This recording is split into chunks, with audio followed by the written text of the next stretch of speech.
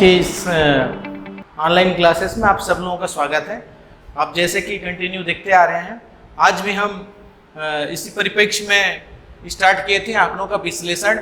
समांतर माध्य में कुछ बताया था और ये भी कहा था कि समांतर माध्य जो है वह अगर हमको वर्ग अंतराल वाला होगा तो उस पर हम आगे के क्लास में चर्चा करेंगे। तो चलिए आज वहीं से शुरू करते हैं। समांतर माध्य ज्ञात करें। यहाँ तो पहले मैं ये क्लियर कर दूं कि जो समांतर माध्य लिखा रहे या तो फिर माध्य ज्ञात करो लिखा रहे, दोनों में से कोई भी लिखा रहेगा तो आपको करना वही है, उससे कोई फर्क नहीं पड़ने वाला है। ठीक है। अब आता है यहाँ पर जो मैं पिछले क्लास में बताया था आप लोगों को, उस आधार पर थोड़ा इन वाले को किए थे और उस पर सूत्र का उपयोग किए थे। समांतर माध्य या माध्य बराबर summation of F x upon summation of F का उपयोग किए थे हम लोग, या तो इस जगह पे एन का भी उपयोग किए थे, या तो फिर सीधा सीधा अगर आंकड़ों की संख्या का उपयोग किए थे समेशन ऑफ एफ के जगह पे, यानी कि आंकड़ों का योगफल बटे आंकड़ों की संख्या। एक बार लिख देता हूँ ताकि आप लोगों को याद आ जाए। ये था आप लोगों का मतलब सूत्र के रूप में जो उपयोग हो चुका था। अब यहाँ पर आता है, देखिए एक बच्चों के एक वजन का लिया गया स्वास्थ्य विभाग के द्वारा। ऐसा मान लीजिए जो 30 बच्चों का हम लोगों को एक आंकड़ा प्राप्त हुआ जिसमें वजन था और बच्चों की संख्या थी। ठीक है। तो वजन जो था उसका, चूंकि बच्चों की संख्या 30 बच्चे हैं और एक रेंज में अब आता है। यहाँ पर मैं उस दिन बताया था कि जैसे एक प्रश्न लेकर के कि 1000 तक की संख्या को 0 से 100 तक, 100 से 200 तक, 200 से 300 तक, इस तरह से एक जमाने का आंकड़ों को व्यवस्थित करने का एक तरीका बताया था। आज उस तरीके का ये प्रश्न है, देखिए बड़े ध्यान से। अब यहाँ पर मैं इस प्रश्न को आड़े में लिख करके कैसे हल करना है वो मैं बताता हूँ। जैसे कि ये होता है, हमारा वजन दिया हुआ है और यहाँ पर संख्या दिया हुआ है। संख्या माने एफ हो गया, ये फ्रीक्वेंसी, वजन माने एक्स हो गया। ठीक है। एक्स अभी नहीं, ये इंटरवल में है इसलिए हम इस एक्स को ज्ञात करेंगे, तब हम यहाँ पर एक्स को ज्ञात करेंगे अलग से। तो इस तरह से आप कॉलम बना लीजिए। आप यहाँ पर वजन दिया हुआ है 0 से 4 kg के बच्चों का है, ये 4 से 8 kg के छोटे बच्चों का वजन लिया गया है, और 8 से 12, 12 से 16 और 16 से 20 किलोग्राम वाले वजन जो है केजी में यहाँ एक बार लिख देने से भी चल जाता है। इस तरह से आंकड़े दिए हुए हैं। और 0 से 4 kg वाले जो बच्चे थे 5 ठो थे, और 4 से 8 के बीच में 6 बच्चे, और इसमें 3 बच्चे, और इसमें फिर से 6 बच्चे, और इसमें 10 बच्चे। इस तरह से हमको ये एक आंकड़ा प्राप्त हुआ है। तब हम क्या करेंगे, देखो ये जो एफ दिया हुआ है ये हमको ये फ्रीक्वेंसी है, यानी कि इस बीच में 5 ठो बच्चे हैं तो सबका आना चाहिए, हमारे आंकड़े में सबका समावेश होना चाहिए। इसके लिए क्या करते हैं, हम इसका एक एवरेज निकाल लेते हैं पहले, किसका, 0 और 4 के बीच का। तो क्या हो जाएगा, देखिए x निकालने के लिए 0 धन 4 बटे 2 को जोड़ रहे हैं इसलिए 2 ठो संख्या, तो 4 बटे 2 हो गया, 4 बटे 2 माने 2 हो गया। बड़े ध्यान से देखिए, ये x निकालना बहुत जरूरी है। ऐसे जो वर्ग अंतराल वाला दिया हुआ है, वर्ग अंतराल, इसको याद रखने के लिए आप लिख दीजिए वर्ग अंतराल। इस वर्ग अंतराल के पैटर्न में जो प्रश्न दिया रहता है उसमें से x माने मध्य पद को निकालते हैं, वो x के रूप में लेते हैं यहाँ पर। अब 4 और 8 के बीच का क्या होगा, 4 धन 8, 12 बटे 2, 8 4 12 होते हैं, 12 बटे 2 माने ये हो गया 6। 8 और 12 का 12 8 20 बटे 2 डायरेक्ट अब। ठीक है। वैसे तो ये सबको लिखने की जरूरत नहीं है, एक लिखे मैंने उसके हिसाब से इसकी जो ऊंचाई है उसको जोड़ते जाएंगे तो आते जाता है। देखो अभी बताता हूँ कैसे जोड़ेंगे। ठीक है। 12 8 20 बटे 2 माने कितना हो गया, 10 हो गया, और 12 और 16 28 बटे 2, और 16 और 20, 16 और 20 के बीच का अंक ऐसा भी आप निकाल सकते हैं। तो कितना होता है, वो 18 होता है। यहाँ पर देखिए ये निकाले, 4 का अंतर, ये भी 4, ये भी 4, ये भी 4, यानी कि उसमें 4 की ऊंचाई है, 4 का वर्ग अंतराल है। ठीक है। यहाँ पर देखिए 4 का वर्ग अंतराल में चल रहा है, वही चीज़ यहाँ पर भी आता है।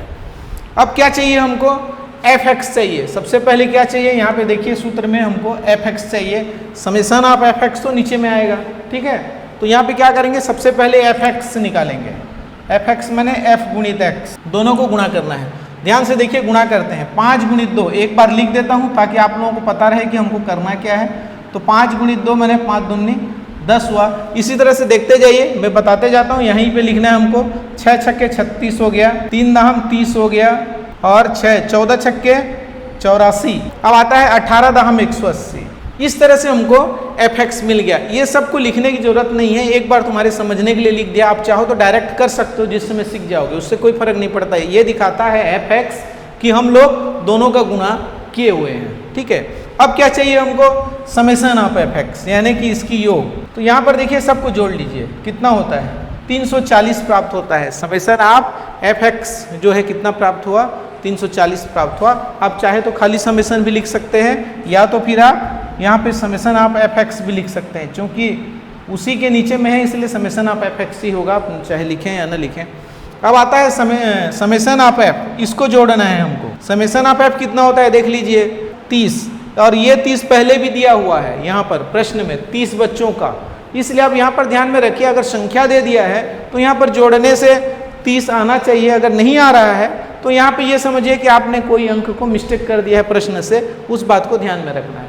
अब ये हो गया सरल, ठीक है। कैसे सरल हो गया, अब सीधा सूत्र के में उपयोग करना है और इसका भाग करना है। तो ध्यान से देखिए यहाँ पे कर क्या सकते हैं, माध्य बराबर क्या हो जाएगा, समेशन ऑफ fx बटे समेशन ऑफ f, और इस तरह से यहाँ पे क्या हो जाएगा 340 बटे 30। एक शून्य तो ऐसे ही काट सकते हैं, और इसको भाग देंगे तो क्या हो जाएगा 3 एकम 3, और फिर 4 है 3 एकम 3, 1 बचा 3 तिया 9। इस तरह से आप भाग देते जाएंगे तो इस तरह से आएगा। तो 11.33 इसका जो माध्य निकला, क्या निकला 11.33 निकला। इस तरह से आप इसको बना सकते हैं। देखिए इसमें दूसरा वाला करते समय उम्र, किसी शादी पार्टी में शामिल व्यक्तियों की आयु दिया हुआ है। शादी पार्टी में जैसे आप लोग भी जाते हैं, बहुत सारे लोग मिलते हैं वहाँ पर, तो लगभग यहाँ पर 100 व्यक्तियों का हमको उम्र दिया हुआ है, छोटे बच्चे से लेकर के बड़े बच्चे तक है, और हमने उसको ग्रुप में बदल दिया है। देखिए 5 से 15 तक, 15 से 25 तक, 25 से 35 तक। तो मैं ये सारणी को देखिए, आप लोगों को एक बार बढ़िया से ध्यान में रखेंगे इस तरह से सारणी को, तो बार बार वैसा ही सारणी का उपयोग करना है, इसलिए आप लोग उसको घबराइए नहीं, बड़े आराम से बनाइए। देखिए मैं इस बीच वाले को हटा करके भी यहाँ पर थोड़ा सा यहाँ पर चेंज कर लेता हूँ। क्या चीज़, उम्र और संख्या दिया है, तो ये इसके जगह पे उम्र आ जाएगा, ठीक है। संख्या तो दिया हुआ है, तो चलिए ऐसा ही होगा, ठीक है। देखिए इसमें ज़्यादा परिवर्तन नहीं रहता है, मैं चाहूँ तो मिटा करके बड़ा जल्दी लिख सकता हूँ, लेकिन पर दोनों में चेंजेस नहीं है ज़्यादा, ये मैं दिखाना चाहता हूँ आप लोगों को। इसलिए ये क्या होगा, ये यहाँ से मिटा करके भी आप फिलअप की तरह याद रख सकते हैं इसको इस तरह से, और इस तरह से ये भी मिट जाएगा, और इस सूत्र का उपयोग भी हमको ऐसा ही करना है। अब देखिए इतनी सारी चीज़ें हमेशा वैसे ही यूज होते हैं, इसलिए सारणी को आप लोग मत भूलिए और इसको बढ़िया से बना लीजिए, ठीक है। वर्ग अंतराल क्या दिया है, ये शादी पार्टी वाला, ये दूसरा प्रश्न, ये पहला था हम लोगों का, ये अब दूसरा में आ गए हम लोग, ठीक है। शादी पार्टी में शामिल व्यक्तियों की आयु दिया हुआ है, तो यहाँ पर वर्ग अंतराल में क्या आ जाएगा, आयु आ जाएगा। 4 डिजिट है यहाँ पर, ये चारों आ गया, ठीक है। जिसके सीध में जो लिखा हुआ है उसको लिखिए। यहाँ पे 30 जने हैं, यहाँ पे 28 जने हैं, यहाँ पे 22 जने हैं, और यहाँ पे 20 जने हैं। एक बार प्रश्न को मैं समझा देता हूँ कि 5 से 15 साल के आयु के जो बच्चे हैं वो लोग कितने हैं, 30 ठो थे उस पार्टी में, वो जो शादी पार्टी में गया था उसमें, और इस तरह से 15 से 25 उम्र वाले इतने थे, और 35 से 45 वाले, यानी कि यहाँ पर देख रहे हैं 10-10 का अंतराल है इसमें, और ये संख्या प्राप्त हो गया। तो x निकालने के लिए हम क्या करते हैं, फिर से एक बार बता देता हूँ, आप लोग ध्यान से देखते रहिए। 5 धन 15 बटे 2, 15 5 20 बटे 2 बराबर 10। यहाँ पे क्या होगा, 10-10 का अंतराल है, दूसरा तरीके से बता रहा हूँ, 10-10 का अंतराल है तो इसमें 10 जोड़ दीजिए, तो यहाँ पे क्या आना चाहिए, 20 आना चाहिए। अब आता है कि नहीं, यहाँ पर देख लीजिए, 25 और 15 को जोड़ दीजिए, कितना हो गया 40, 40 को आधा कर दीजिए बटे 2, इसलिए कितना हो गया 20 हो गया। तो इस तरह से आप इधर बिना किए भी इधर देख करके भी कर सकते हैं। यहाँ पे क्या आ जाएगा, 30 आ जाएगा, यहाँ पे कितना आ जाएगा, 40 आ जाएगा। आ गई बात समझ में। इस तरह से आप बिना किए भी कुछ सूझबूझ लगा करके भी आप इसको हल कर सकते हैं। अब क्या आता है, fx ज्ञात करना है, इसको इससे गुणा करना है, तो 30 गुणित 10, 30 दाम 300 हो गया। 28 गुणित 20, 28 का पहाड़ा आता है, 28 गुणित 56 होता है, तो ये हो जाएगा 560 हो गया, ठीक है। 22 से 66 होता है, 660 हो गया। 40 दूनी 80 कर सकते हो, या 20 चौं 80 कर सकते हो, ये 80 आया और ये बचा हुआ से 1 हो गया। तो इस तरह से आप लोग देख रहे हैं, बहुत ही सरल है, घबराने की जरूरत नहीं है, और बड़े आराम से जो 8 नंबर के आते हैं। मैं ये भी बताऊंगा कि ये जो समांतर माध्य वाला प्रश्न है, इसके अथवा में माध्यिका वाला प्रश्न भी आता है, ठीक है। तो दोनों में से किसी एक को भी बहुत अच्छे से बनाते रहेंगे तो हमको अथवा वाला पार्ट को हल करके, किसी भी एक पार्ट को हल करके हम लोग हल कर सकते हैं और अपना अंक प्राप्त कर सकते हैं। तो यहाँ पर क्या है देखिए, समेशन ऑफ एफ, इन सब को जोड़िए कितना होता है, ठीक है, 8 2 10 का 0 हासिल पाई 1 2 2 4 2 6 3 9 और 1 10, यानी कि उस पार्टी में 100 व्यक्ति थे। वहाँ पे लिखा तो नहीं है लेकिन मैंने बता भी दिया था कि 100 हैं, बच्चे से लेकर के 45 साल तक की उम्र के लोग जो है उस पार्टी में 100 हैं। और हमको इसका जो निकालना है औसत या माध्य निकालना है, ये कितना हो जाएगा, ये देखिए, ये इसको जोड़िए 2320, इसका जो टोटल आ रहा है, माने कि वहाँ पर जो आयु का एवरेज लेकर के हम लोग किए हैं, यहाँ पर ये एवरेज आया, उसके बाद इसकी संख्या से गुणा कर दिए इसके आयु को, तो हमने ये 2320 प्राप्त हुआ है। अब 2320 को हमारा फार्मूला के उपयोग में करेंगे तब क्या होता है, ध्यान से देख लीजिए, समेशन ऑफ एफ एक्स बराबर 2320 लिखेंगे इसके जगह पे, और समेशन ऑफ एफ बराबर कितना है, 100 है, इसलिए इसके नीचे में 100 लिखेंगे। अब आप लोग जान रहे हैं इसको तो ऐसे काट देते हैं बड़े आराम से। अब ध्यान से देखिए, यहाँ पर हम लोग बिना भाग दिए इसको लिख सकते हैं, इसका आंसर सही सही, ठीक है, बड़े ध्यान से देखिए, 232/10 लिखा हुआ है, तो एक शून्य नीचे से हटेगा तो एक दशमलव, देखिए अब यहाँ पर कटने से पहले शुरू में दशमलव यहाँ था, एक कट गया तो दशमलव यहाँ आ गया, अब दशमलव इस साइड एक आ जाएगा, यानी कि 23.2 हो जाएगा, है ना। 10 नीचे में था, 10 से भाग देंगे तो भी इतना ही होगा। अगर आप भाग के प्रोसेस में ऐसा करते हैं 232/10 करते हैं तो भी कितना आ जाएगा, 23.2 आएगा। और अगर आप अपने सूझबूझ से इसको लेते हैं तो भी 23.2 आएगा, ठीक है। तो आप जिसका उपयोग करना चाहें कर सकते हैं। तो अब देखिए इस पर क्या आता है कि हम अब माध्यिका पर चलते हैं, माध्यिका, ठीक है, आंकड़ों के विश्लेषण में इसका दूसरा पार्ट आता है इसमें माध्यिका का। तो माध्यिका को जब हम इसका करेंगे तो इसमें भी वही क्रम रहेगा माध्यिका ज्ञात करने में। देखिए माध्यिका ज्ञात करने में भी आपको प्रश्न का जो प्रारूप रहेगा इसी टाइप से मिलेगा, ठीक है। अब माध्यिका का उपयोग करने में हमको क्यों आवश्यकता पड़ी, देखिए इसके लिए मैं एक सिंपल छोटा सा बात बता देता हूँ कि समांतर माध्य में अगर आंकड़े सही मतलब ज़्यादा दूरी वाले नहीं होते हैं तब हम समांतर माध्य से ज्ञात कर सकते हैं, परंतु कुछ आंकड़े ऐसे होते हैं जो बहुत अंतराल में भी होते हैं। ऐसे आंकड़ों की विश्लेषण के लिए या उसकी सही हल निकालने के लिए हम माध्यिका का उपयोग करते हैं, ठीक है। तो माध्यिका के उपयोग के लिए मैं एक आंकड़ा आप लोगों को देता हूं, उसको हम लोग कर सकते हैं। देखिए इसमें देखिए 1 2 3 4 5 6 7, यानी कि यहाँ पर संख्या कितनी हो गई, 7। तो माध्यिका ज्ञात करते समय हम लोग इस बात को ध्यान में रखेंगे कि इसमें जो संख्या है उसके आधार पर भी हम चाहें तो सूत्र का उपयोग कर सकते हैं। बिना सूत्र से मैं आप लोगों को हल करने का तरीका बताऊंगा, परंतु बिना सूत्र से आप सिर्फ ऑब्जेक्टिव टाइप के प्रश्नों को हल कर सकते हैं या कंपटीशन में जल्दी बनाने के लिए प्रयोग कर सकते हैं। परंतु अगर हमको यही प्रश्न माध्यिका ज्ञात करो बोल के अगर देता है या और हमको 2 नंबर प्राप्त करना रहता है तो उस समय हम लोग सूत्र का उपयोग करेंगे, डायरेक्ट वाला विधि का उपयोग नहीं करेंगे, ठीक है। तो इसकी संख्या 7 है, यानी कि मैं इस संख्या पर ध्यान दिया हूँ। इसका मतलब क्या है, सम और विषम 2 प्रकार के संख्याओं पर हमको ध्यान में रखना पड़ेगा, उसके आधार पर भी ये निकलता है, ठीक है। तो ये हो गया एक सम विषम के आधार पर, इसकी संख्या पर डिपेंड करता है। दूसरी बात एक चीज और रखेंगे यहाँ पर, ये लिखा हुआ है, देखिए यहाँ पे मैं पहले से लिख दिया हूँ, आरोही क्रम में लिखना या अवरोही क्रम में लिखना, आरोही अवरोही। अब ये आरोही और अवरोही क्या है, घटते और बढ़ते क्रम, आपको जो सुविधा हो लिख सकते हैं। ये गणितीय भाषा की है, घटते क्रम में अथवा बढ़ते क्रम में हम लोग इसको लिखते हैं, ठीक है। तो घटते बढ़ते क्रम में भी लिखना है सबसे पहले, उसकी बाद संख्या को भी ध्यान में रखना है और हम क्या निकाल सकते हैं, माध्यिका निकाल सकते हैं, ठीक है। तो आगे देखते हैं कि हम लोग माध्यिका कैसे निकालेंगे, क्या निकालेंगे और उसके प्रश्न के प्रारूप कैसे रहते। तो यहाँ पर आप लोग देख लिए कि संख्या 7 है, n बराबर 7, संख्या को n से दर्शाते हैं। चलिए n बराबर 7 हो गया यहाँ पर, और साथ में हम इस पर लिख देते हैं कि यह विषम संख्या है। कैसी संख्या है, विषम संख्या है। तो जब ये विषम संख्या है तब हम क्या कर सकते हैं, पहले तो क्या करना है, आरोही अवरोही क्रम में लिखते हैं, यहाँ से यहाँ तक के सारी संख्याओं को पहले बढ़ते या घटते क्रम में, जैसा चाहे आप लिख सकते हैं। तो चलिए हम लोग बढ़ते क्रम में लिखते हैं, आरोही क्रम में। तो सबसे छोटा कौन सा है उसको पहले लिख लेते हैं, 2 है। उसके बाद देखिए इसमें 3 भी है, और उसके बाद 4 भी है, 5 भी है, और 6 नहीं है इसमें, 7 आ गया, 8 आ गया और 9 आ गया। तो इस तरह से ये क्रम से हो गया।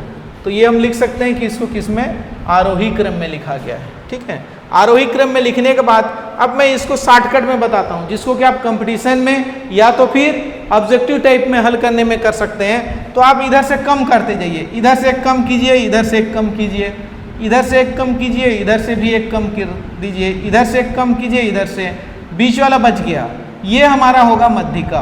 तो ये 2, 3, 4, 5, 7, 8, 9 की जो मीडियन होगी कितनी होगी, वह 5 होगी। आ गई बात समझ में। ये तो डायरेक्ट वाला मेथड जो कि आप लोगों को हमेशा तुरंत यूज कर सकते हैं, उस पर आता है। ठीक है, इसी को मैं पहले बता देता हूँ। अगर ये सम संख्या होगा तो क्या होगा, डायरेक्ट मेथड पढ़ रहे हैं अभी, डायरेक्ट मेथड हम आप कैसे करेंगे उसको मैं बता देता हूँ। मान लिया यहाँ पर 2, 3, 4, 5, साथ में 6 भी होता, 7, 8 और 9 होता। इस कंडीशन में क्या करते हैं, यहाँ पर देखिए n बराबर क्या मिला हमको, सम संख्या मिला, 3, 3, 6, 2, 8, n बराबर हमको सम संख्या मिला। इस कंडीशन में हम डायरेक्ट में क्या करते हैं, देखिए उसी चीज को हम बाद में फार्मूला के रूप में पढ़ते हैं और कैसे हल करते हैं वो भी मैं बता दूंगा। ये यहाँ से 2 ठो छोड़ दिए, ये 2 ठो छोड़ दिए, उसके बाद फिर एक छोड़ दिए, फिर एक छोड़ दिए, बीच में बच गया कितना, अभी अब 2 ठो बच गया। यहाँ पर 1 ठो बचता था तो उसी को ले लिए मीडियन, परंतु यहाँ पर बीच में 2 अंक बच रहा है, इसलिए हम क्या करेंगे, ध्यान से देखिए, इस 5 को ले लेंगे और इस 6 को ले लेंगे, दोनों को ऐड कर देंगे, जोड़ देंगे दोनों को और किससे भाग दे देंगे, चूंकि 2 ठो संख्या है इसलिए यहाँ पर 2 से भाग दे देंगे। तो ये कितना हो जाएगा, 6 और 5 11/2 हो जाएगा, यानी कि भाग देंगे तो 5.5 होगा, 5.5। तो इस तरह से हम लोग, ये डायरेक्ट मेथड है। आपको ऑब्जेक्टिव टाइप में क्वेश्चन मिलता है तो ऐसा फट से कर सकते हैं। आपको कंपटीशन लेवल में जो क्वेश्चन आते हैं उसको इस तरीके से हल कर सकते हैं। परंतु यदि इसी संख्या को, मतलब इन्हीं प्रश्नों को हम अगर हमारे बोर्ड वाले पैटर्न में आएगा और ये 2 नंबर का मान लिया आता है, तब उस कंडीशन में हम उसको सूत्र विधि का उपयोग करके करेंगे। 3 नंबर का होगा, सूत्र विधि का उपयोग करेंगे। परंतु हमारे बोर्ड में भी अगर ये ऑब्जेक्टिव टाइप के क्वेश्चन में आ जाता है और वो दिया रहता है 4 ऑप्शन वाला, उसको हम डायरेक्ट इस विधि से निकाल करके हम हल कर सकते हैं और अपना समय बचा सकते हैं। तो चलिए हम इसको चलते हैं कि हम इसको सम और विषम की स्थिति में सूत्र का उपयोग करके कैसे करना है। इसको चूंकि मिटा दिया इसलिए फिर से एक बार लिख लेते हैं। 2, 3, 4, 5, 7, 8 और 9। यहाँ पे संख्या 7 विषम है और विषम के लिए हमारे पास एक सूत्र है, ध्यान से देखिए। मध्यिका बराबर अगर विषम है तो n+1/2 वहाँ पद। अब यहाँ पे वहाँ पद क्यों आया है, इस बात को ध्यान से देखिए। ये प्रथम पद है, ये द्वितीय है और ये तृतीय पद है, ये चतुर्थ पद है और ये 5वां पद है और ये 6वां और ये 7वां पद है।